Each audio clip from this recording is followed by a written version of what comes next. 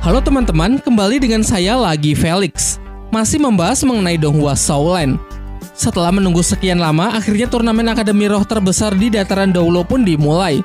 Di putaran pertama kemarin, tim Sri Lanka yang dipimpin oleh Tang San berhasil mengalahkan tim kedua dari Akademi Tiando. Tentu perjalanan mereka masih sangat panjang untuk bisa menjadi juara. Namun seperti biasa, sebelum mulai saya akan berikan spoiler warning bagi kalian yang belum dan ingin menontonnya secara langsung. Baiklah, kalau kalian sudah siap, mari kita mulai.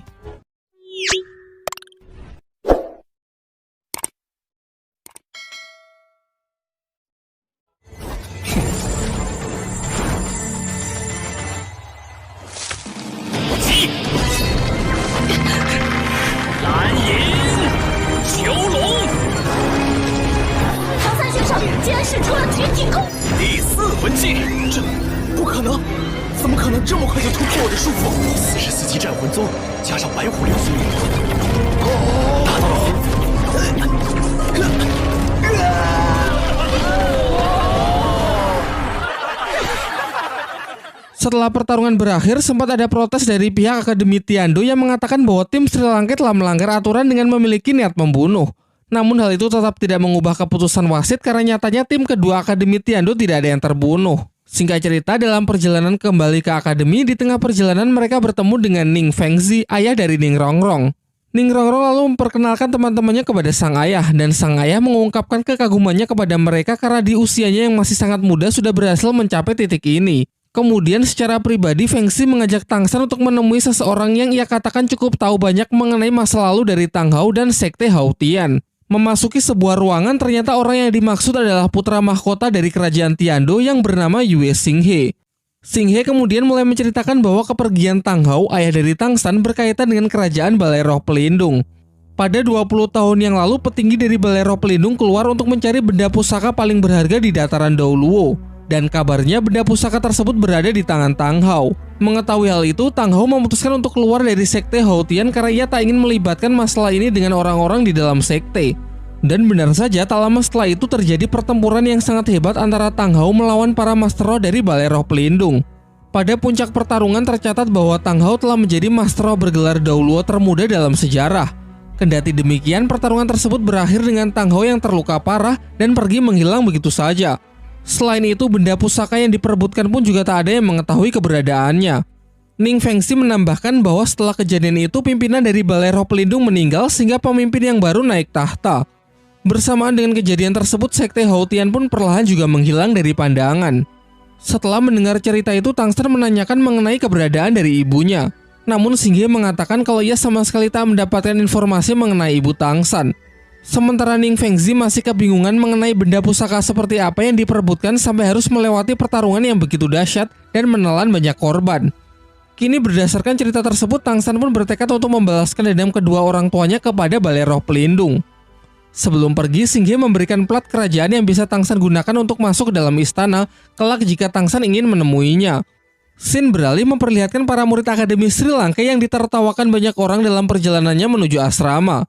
Hal ini karena seragam mereka yang norak serta adanya stiker sponsor dari brand sabun mandi yang ditempelkan. Namun itu tidak menjadi masalah bagi Flander karena dari situlah ia bisa menghasilkan banyak uang. Sesampainya di asrama, Dai Mumbe selaku ketua tim menyampaikan aspirasi teman-temannya yang mengeluhkan jeleknya seragam tersebut, sehingga ia ingin mengusulkan pergantian seragam. Sampai akhirnya Flander pun sepakat untuk mengganti warna seragam, namun dengan syarat ia akan tetap menempelkan sponsor dan mengambil 80% uang dari sponsor tersebut. Keesokan harinya, Master Xiao mengajak Ning Rongrong untuk melakukan latihan khusus seperti apa yang pernah dulu ia jelaskan, yaitu berlatih sebuah teknik yang bernama kendali jantung terpisah, sebuah teknik yang sebenarnya merupakan teknik rahasia dari klan Ning Rongrong sendiri. Namun Ning Rongrong mengatakan kalau dulu ia hanya berlatih di tahap awalnya saja karena menurutnya teknik tersebut sangatlah sulit dan melelahkan. Master Xiao pun sangat menyayangkan karena Ning Rongrong berhenti di tahap awal, padahal teknik ini adalah teknik yang sangat penting bagi pemilik roh pelindung pagoda cahaya Kibo seperti dirinya. Pada dasarnya, teknik kendali jantung terpisah adalah teknik yang bisa digunakan untuk mengendalikan skill kekuatan roh yang berbeda secara bersamaan. Dalam sebuah pertarungan tim, pasti setiap anggota membutuhkan jenis support yang berbeda-beda. Dengan mempelajari teknik ini, maka Ning Rongrong bisa menggunakan skill dengan efek berbeda untuk memberikan buff kepada rekan satu tim sesuai kebutuhan. Misalkan saja Ning Rongrong bisa memberikan support kepada Tangsen berupa buff kekuatan, yang mana di saat bersamaan ia bisa memberikan buff pertahanan kepada Daimube sebagai penyerang di garis depan. Tentu hal ini selain bisa mengurangi konsumsi energi roh yang terlalu besar, juga bisa membuat strategi bertempur jauh lebih efektif.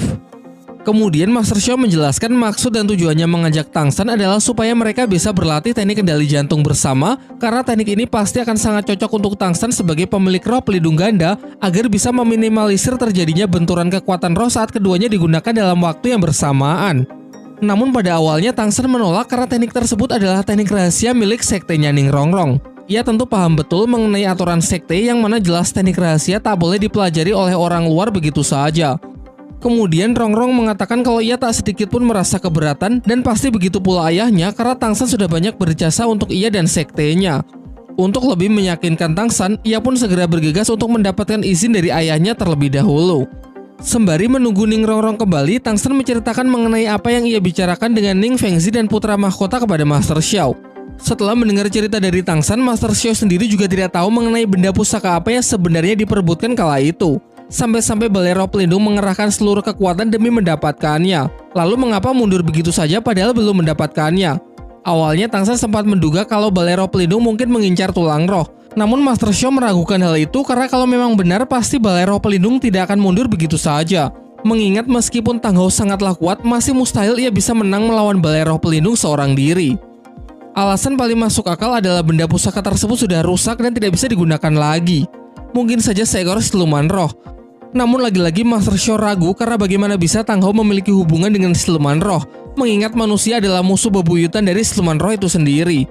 Kini satu-satunya kunci untuk mengungkap seluruh kebenarannya adalah bertanya langsung kepada Tang Hao. Tak lama setelah itu, Ning Rongrong akhirnya kembali dengan membawa surat dari ayahnya yang berisi kalau Ning Fengzi mengizinkan Tangsen untuk mempelajari teknik rahasia milik sektenya. Singkat cerita, tiba giliran tim Sri Lanka untuk kembali bertarung. Diperlihatkan mereka tengah bersiap dengan seragam baru yang jauh lebih keren dari seragam hijau norak sebelumnya. Ketika mereka sedang semangat-semangatnya, tiba-tiba Master Xiao datang dan mengatakan kalau sebaiknya tim Sri Lanka mundur dari pertarungan hari ini karena yang akan menjadi lawan mereka adalah tim dari Sekte Perisai Gajah. Yang mana tim ini sangat terkenal dengan pertahanan terkuatnya, yaitu Roh Pelindung Mamut Berlian. Ia kemudian memberi mereka 3 pilihan. Yang pertama, mengaku kalah saja mengingat tim yang lolos adalah 5 besar, jadi meskipun kalah di satu pertandingan ini, tim Sri Lanka tetap bisa maju ke babak selanjutnya. Pilihan kedua, tetap bertarung dengan formasi sebelumnya, namun kemungkinan menang tak lebih dari 1%. Atau pilihan ketiga, mereka bisa menggunakan formasi utama dengan mengerahkan seluruh kekuatan maksimal full squad 7 monster Sri Lanka, namun dengan konsekuensi seluruh kekuatan tim Sri Lanka akan terungkap sehingga meski bisa menang di pertarungan kedua, Daimube pun memutuskan untuk tetap maju melawan tim Perisai Gajah. Tangsen menambahkan bahwa tujuan utama mereka bukan memenangkan turnamen, melainkan melatih diri sendiri, jadi jika mundur saat bertemu lawan yang kuat, maka semuanya akan menjadi sia-sia. Singkat cerita, akhirnya pertarungan pun dimulai. Di kursi para tamu undangan terlihat ketua Sekte Perisai Gajah yang ikut menyaksikan. Juga masih ada Ning Fengzi yang masih memprediksi bahwa tim Akademi Sri Lanka yang akan menang. Namun ia cukup terkejut melihat mereka yang masih belum menggunakan formasi utama, padahal jelas-jelas lawannya adalah sekte pemegang predikat sebagai tim dengan pertahanan terkuat. Terlihat tim Sri Lanka hanya mengganti tipe support sebelumnya dengan Oishike dan penyerang samping kiri dengan Su Ying. Flashback saat briefing sebelum naik ke arena, Tangsen berencana untuk mengeluarkan ke-7 anggota inti Akademi Sri Lanka pada pertarungan terakhir. Sementara untuk pertarungan kali ini ia hanya akan menggunakan 5, yang mana Su Ying masuk menggantikan Tai Long, sementara Oishike masuk menggantikan Jiangsu. Tai Long sempat mengusulkan agar memakai dirinya sebagai penyerang mengingat musuh kali ini adalah tipe pertahanan. Namun Tangsen memiliki rencana lain yang sudah ia pikirkan dengan matang sebagai taktik perangnya kali ini. Kembali ke atas arena, rombongan tim Perisai Gajah mulai memasuki arena dengan sambutan yang luar biasa. Mereka adalah 7 orang berbadan kekar yang semuanya memiliki roh pelindung identik, yaitu Mamut Intan.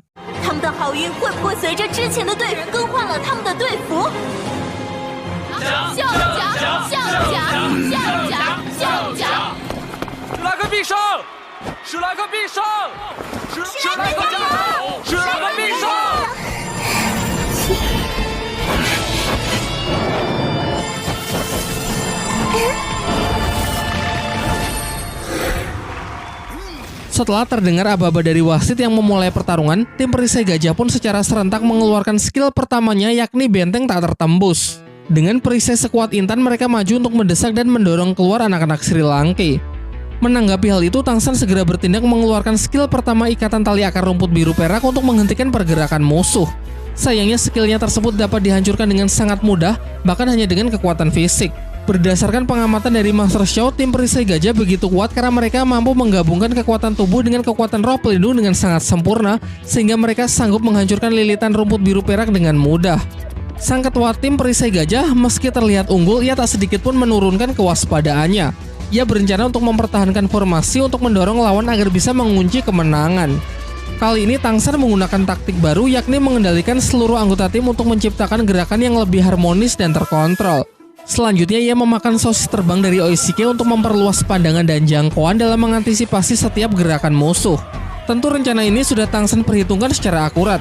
Namun sebenarnya ia menyayangkan Tai Long yang harusnya berpeluang besar bisa menembus pertahanan lawan tidak bisa ia pakai karena tubuh Tai Long yang terlalu besar dan berat. Diperlihatkan tim perisai gajah yang cukup panik dengan kemampuan terbang lawan karena pertempuran udara adalah kelemahan mereka. Terdengar mereka ingin menggunakan jurus pamungkas, namun jurus pamungkas tersebut masih ingin mereka simpan untuk nantinya melawan tim yang jelas jauh lebih kuat. Sang ketua lalu mencoba memprovokasi Tangsan agar segera menyerang. Namun berkat kekonyolan dari Oishike, justru tim perisai gajah yang terprovokasi. Tanpa pikir panjang, mereka pun bergegas untuk mengeluarkan jurus pamungkas yang sebenarnya mereka siapkan di final nanti. Jurus tersebut adalah putaran manusia yang ditembakkan dengan kecepatan tinggi yang langsung mengarah ke Daimubai. Saking kuatnya, Daimubai pun tak sanggup menahannya dengan barir harimau putihnya. Pertahanan Tangsan pun akhirnya mampu ditembus, formasinya telah diacak-acak dan mereka terus digempur oleh serangan-serangan beruntun.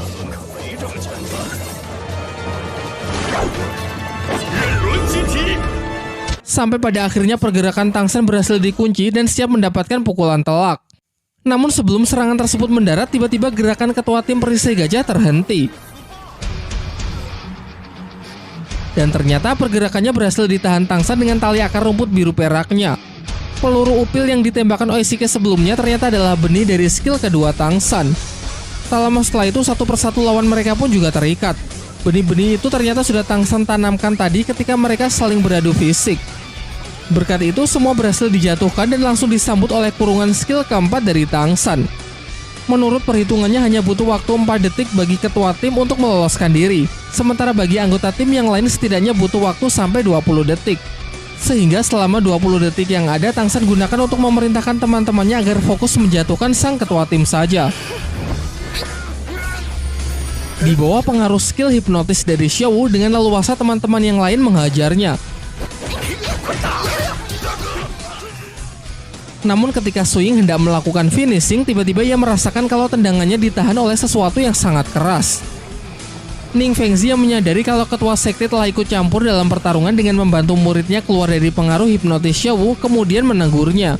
Namun tegurannya tersebut disangkal dengan mengatakan bahwa ia tidak melakukan apa-apa.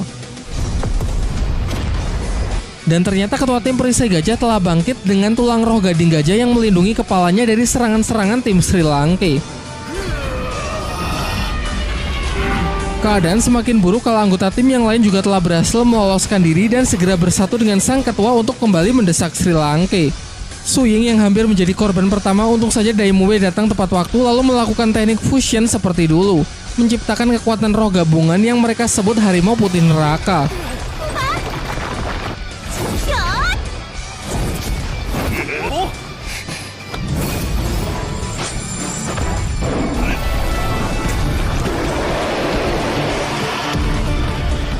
Dengan penuh percaya diri, ketua tim perisai gajah mencoba menerobosnya, namun sayangnya ia tak cukup kuat dan justru mematahkan kaki dan tangannya sendiri akibat benturan tersebut.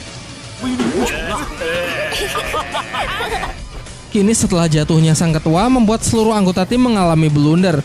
Pertahanan mereka terbuka dengan jelas sehingga dalam sekejap mereka bisa segera dilumpuhkan. Wasit kemudian mulai berhitung mundur. Namun karena tak ada lagi pihak tim perisai gajah yang masih sanggup berdiri, maka dengan ini tim Akademi Sri Lanka yang dinyatakan sebagai pemenang. Di lain waktu, Tangsan mulai berlatih teknik kendali jantung terpisah. Kunci dari teknik ini adalah melakukan multitasking, atau bisa dikatakan melakukan beberapa hal yang berbeda dalam waktu yang relatif bersamaan. Ia pun mencobanya dengan melemparkan belati ke arah yang ia targetkan bersamaan dengan mengeluarkan skill untuk melilit pohon dengan rumput biru peraknya. Namun ternyata hal itu tak semudah kedengarannya. Dalam percobaan pertama dan kedua, hal yang ia lakukan tak bisa ia lakukan dengan benar. Padahal ia sudah berusaha sefokus yang ia bisa.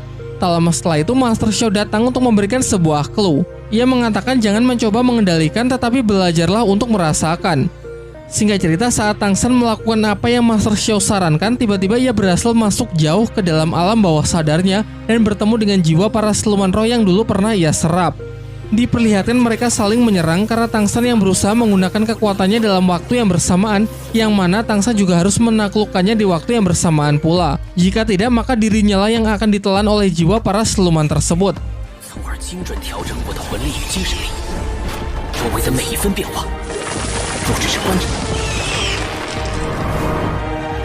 Setelah berusaha keras, akhirnya Tang Shen bisa menaklukkan mereka semua dan telah berhasil mencapai tahap tertinggi dari teknik kendali jantung terpisah. Singkat cerita, beberapa pertarungan telah berhasil mereka menangkan. Dan semenjak pertarungan melawan tim perisai gajah, belum ada lawan yang setangguh mereka. Hal ini membuat tim Sri Lanka menjadi idola baru dan mendapatkan predikat sebagai salah satu kandidat juara terkuat.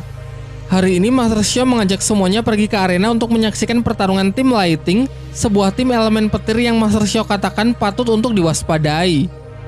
Dalam perjalanan, Master Xiao menjelaskan kalau setidaknya ada 5 tim yang harus mereka benar-benar waspadai, yaitu Akademi Chen Feng, Akademi Chihuo, Tian Shui, Lighting, dan Perisai Gajah.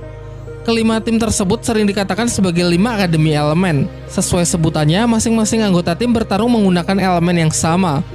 Tang Shen kemudian bertanya mengapa Master Roh dengan elemen yang sama membentuk sebuah tim. Kalau alasannya untuk memaksimalkan kekuatan, maka di waktu yang bersamaan kelemahan mereka juga sangat terlihat jelas. Misalnya saja tim Perisai Gajah. Mereka bersatu untuk memperkuat pertahanan, namun di sisi lain kelemahannya terlihat jelas, yaitu tidak adanya variasi dalam melakukan serangan. Master Xiao kemudian menjelaskan bahwa dalam dunia roh terdapat 2 aliran yang dianut, yaitu aliran sejenis dan aliran campuran. Aliran sejenis berpendapat kalau seorang Master Roh harus fokus untuk memaksimalkan satu jenis kekuatan roh saja. Sementara penganut aliran campuran berpendapat kalau seorang Master Roh harus mengombinasikan kekuatannya dengan Master Roh lain untuk menciptakan kekuatan yang seimbang. Sebenarnya masih terdapat aliran ketiga yang dianut oleh Balai Roh Pelindung yang disebut aliran pembaruan. Seperti namanya, aliran ini mengambil sisi terbaik dari 2 aliran sebelumnya, yaitu memaksimalkan kekuatan roh pelindung juga melakukan kombinasi untuk menciptakan keseimbangan. Dengan menganut aliran yang terlihat begitu sempurna, Master Xiao mengatakan kalau kekuatan dari Balai Roh Pelindung benar-benar tak terbayangkan. Mendengar itu, Tang Shen menjadi semakin geram dengan Balai Roh Pelindung yang telah mencelakakan kedua orang tuanya. Ia pun kemudian meminta izin untuk pergi berlatih lagi agar bisa memaksimalkan kekuatannya. Terlihat di sana juga ada seorang Master Roh yang bernama Xinian yang diam-diam mengamati Tang Shen. Ia merupakan salah satu petinggi dari Akademi Changhui. Kalau kita ingat, dulu Akademi Changhui pernah dipermalukan oleh anak-anak Sri Lanka, sehingga tensi dari pertemuan mereka kali ini pasti akan sangat memanas. Dalam perjalanannya, Tang Shen merasa suatu keanehan, yang mana ia telah berjalan cukup jauh namun tak kunjung sampai ke tempat akademi. Dan ternyata Tang Shen baru menyadari kalau ia sudah beberapa kali melewati tempat dan kejadian yang sama. Hal ini berarti bahwa ada seseorang yang sengaja menjebaknya masuk ke dalam dunia ilusi. Ia juga tahu kalau orang yang telah menjebaknya adalah Xinian, petinggi dari Akademi Changhui. Seketika tempat itu berubah menjadi hutan belantara, yang mana ini adalah alam ilusi yang Master Xinian ciptakan. Berasal dari skill cincin roh ketujuhnya yang bernama Dunia Mimpi Tanpa Batas.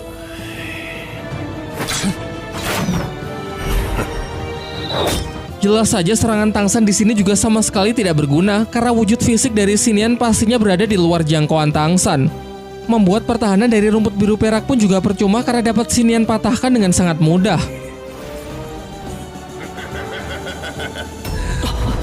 Di waktu bersamaan, Xiao merasakan firasat buruk melalui bunga perindu yang masih ia simpan.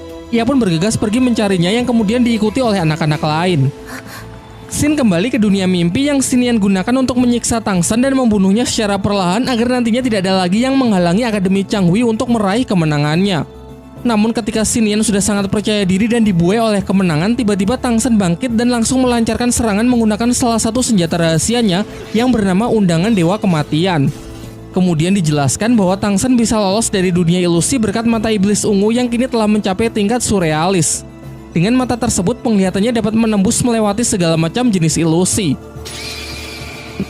Jangankan hanya skill cincin roh ke-7, bahkan ilusi dari skill cincin roh ke-9 pun tak akan bisa mengelabui matanya. Sebenarnya semenjak Xinian membuat jalanan ilusi, ia sudah cukup memantau dengan matanya tersebut, namun ia berpura-pura tidak menyadarinya. Lalu Tang San sengaja terpancing masuk ke dalam dunia ilusi dan membuat Xinian benar-benar percaya kalau ia sudah dikendalikan. Sehingga dengan begitu, selanjutnya tinggal menunggu waktu yang tepat untuk melancarkan serangan. Pertahanan rumput biru perak yang sempat ia buat sebenarnya bukan untuk melindungi diri, melainkan untuk menyembunyikan senjata rahasia dari pandangan lawan. Barulah setelah Xinian lengah menjadi kesempatan yang bagus untuk melepaskannya. Racun yang terkandung dalam senjata tersebut juga tidak main-main. Selain sangat kuat, ia juga melepaskannya dengan kekuatan roh sehingga dapat menyebar dengan sangat cepat ke dalam tubuh target. Efeknya juga sangat mengerikan. Tidak terasa di awal, namun setelah beberapa saat kemudian tubuh target akan melebur tanpa sisa.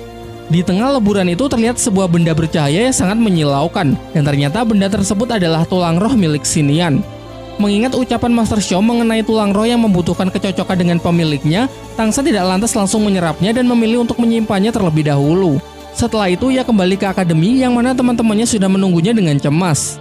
Setelah kondisinya sudah cukup membaik, Tang San menemui Master Xiao untuk menceritakan apa yang sebenarnya ia alami, yaitu mengenai Xinian yang kemarin menjebaknya dalam dunia ilusi dan berniat membunuhnya, namun pada akhirnya Tang San dapat membalikan keadaan sehingga justru Xinianlah yang mati di tangannya. Kemudian Tang San juga memperlihatkan tulang roh yang ia dapat dari sisa-sisa jasad Xinian. Kalau kita flashback ke belakang, mungkin benda inilah yang dulu dirampas dari tempat pelelangan, mengingat prajurit yang diserang tidak mendapatkan luka fisik sehingga kemungkinan diserang menggunakan jurus ilusi milik Xinian. Setelah mendengar cerita Tang San, Master Xiao berpesan agar Tang San merahasiakan semua kejadian ini dari siapapun, termasuk kepada Pak Kepala Akademi Flander, karena dikhawatirkan bisa mengancam keselamatan Tang San. Sebaiknya jangan terlalu dipikirkan dan lebih baik fokus saja untuk menghadapi pertarungan berikutnya. Bicara soal pertarungan, lawan dalam pertarungan selanjutnya adalah Akademi Chihuo. Merupakan salah satu tim yang berasal dari Akademi 5 Elemen. Fokus dari tim Chihuo adalah elemen api. Berdasarkan data yang didapat, tim ini memiliki kerjasama yang sangat baik dan pastinya kemampuan mereka berada jauh di atas tim perisai gajah yang mereka kalahkan sebelumnya. Saran dari Master Xiao yaitu merelakan pertarungan kali ini karena meski demikian tim Sri Lanka sudah bisa masuk ke babak selanjutnya. Namun Tang San dan teman-temannya masih teguh pendirian dengan tetap ingin maju bertarung tanpa memperdulikan sekuat apapun lawannya. Melihat tekad para murid yang sudah benar-benar bulat, Master Xiao kemudian meminta Xing Ming untuk membimbing mereka dalam menyusun strategi. Mandat tersebut membuat Xing Ming merasa sangat senang dan bangga karena sewaktu masih di akademi, ia tak pernah punya kesempatan untuk ikut dalam turnamen besar. Singkat cerita, kedua tim yang akan bertarung mulai memasuki arena. Sama halnya dengan tim Akademi Sri Lanka, tim Akademi Chihuo juga mendapatkan predikat sebagai tim yang belum pernah kalah. Sekarang tibalah saatnya untuk melihat siapa yang mampu mempertahankan predikat tersebut. Tim Sri Lanka menggunakan formasi yang sama di pertandingan pertama dengan hanya menurunkan 3 anggota inti yaitu Tang San, Xiao, dan Dai Mubai. Sementara tim Chihuo terlihat semuanya adalah wajah baru. Yang perlu diwaspadai adalah sang ketua bernama Guang Wushuang dan wakilnya seorang gadis penuh semangat bernama Huo Wu. Walaupun semua anggota berelemen api, namun masing-masing dari anggota memiliki tipe berbeda yang saling melengkapi. Seperti adanya tipe support, tipe pengendali, dan tipe penyerang. Setelah wasit pertandingan selesai menghitung mundur, tim Chihuo pun segera menunjukkan kekuatannya masing-masing dan bersiap merapatkan formasi. Wushuang menganggap remeh Tang San sebagai tipe pengendali jenis tumbuhan yang jelas tak akan ada harapan untuk bisa melawan tipe elemen api seperti timnya. Pertarungan pun dimulai dengan tipe support Chihuo yang memberikan dukungan buff kepada seluruh divisi penyerang.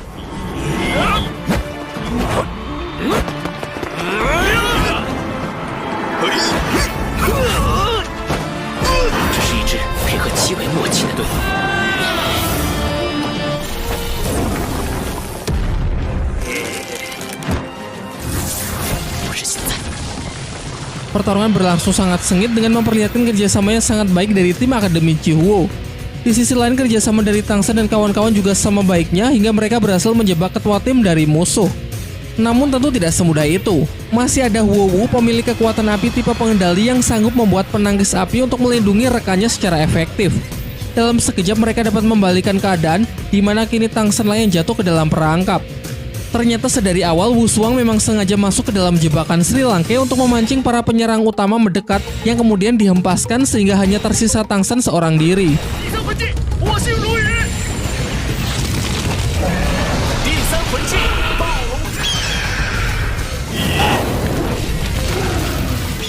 Dalam sekejap semua serangan terkuat dari divisi penyerang tim Akademi Chihuo diarahkan kepada Tang San dan semua ruang gerak Tang San juga telah ditutup sehingga dinilai mustahil baginya untuk bisa mengelak.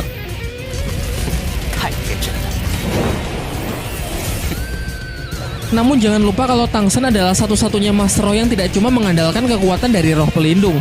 Dengan mata iblis ungu yang mampu melihat celah sekecil apapun, serta dikombinasikan dengan teknik langkah tanpa bayangan, dengan mudah ia dapat melewati semua serangan tersebut.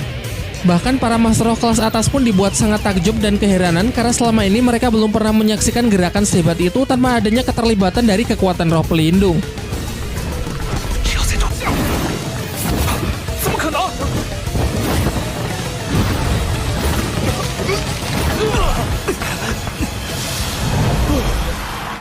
Hanya dalam hitungan detik, Tang Sen seorang diri bisa kembali membalikan keadaan. Menanggapi hal itu, tim Akademi Chiwo segera mengubah formasi dengan memperkuat skill roh keempat menggunakan 2 tipe support, menciptakan teknik yang disebut tarian inti matahari. Dikatakan kekuatan dari teknik ini mungkin melampaui kekuatan roh pelindung dari level 60. Tetapi dengan santuinya, Tang Sen justru berjalan menghampiri kobaran jurus tersebut.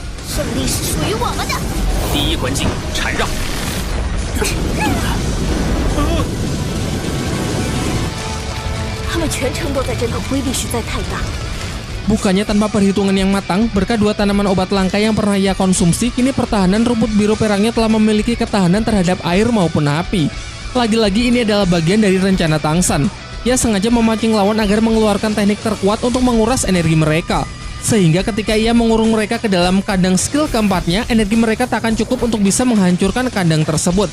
Menyadari hal itu, dengan berat hati mereka pun akhirnya mengaku kalah dari tim Akademi Sri Lanka. 史莱克学院获胜。